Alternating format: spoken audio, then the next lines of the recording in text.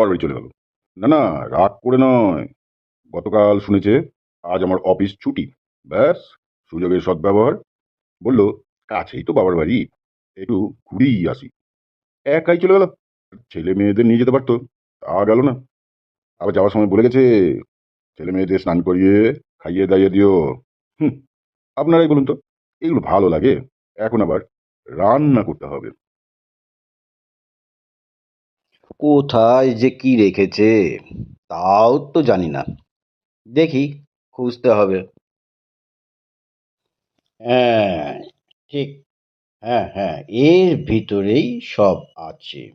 হ্যাঁ, ঠিক আছে। আগে ওভেনটা ধরাই। কি করে যে ধরায় দেখি, চেষ্টা করি। চেষ্টা করলেই পারবো, কিন্তু গ্যাস লাইটারটা তো পাচ্ছি না। কি করি? হ্যাঁ, ফোন করি। হ্যালো, শুনতে পাচ্ছ? হ্যাঁ, বলছিলাম ওই গ্যাস লাইটারটা খুঁজে পাচ্ছি না। হ্যাঁ, কোথায় রেখেছো গো? ও, আচ্ছা, ঠিক আছে, নিয়ে নেব। হ্যাঁ, শোনো, আর বলছিলাম বেশি কিছু করতে পারবো না। এই চালে ডালে খিচুড়ি, পাঁপড় ভাজা আর ডিমের কারি, ব্যাস। কি বললে? ও, আবার চাটনি করতে হবে।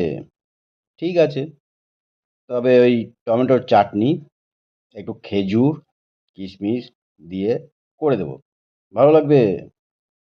ঠিক আছে, রাখছি। হ্যাঁ, এবার ওভেনটা ধরাই।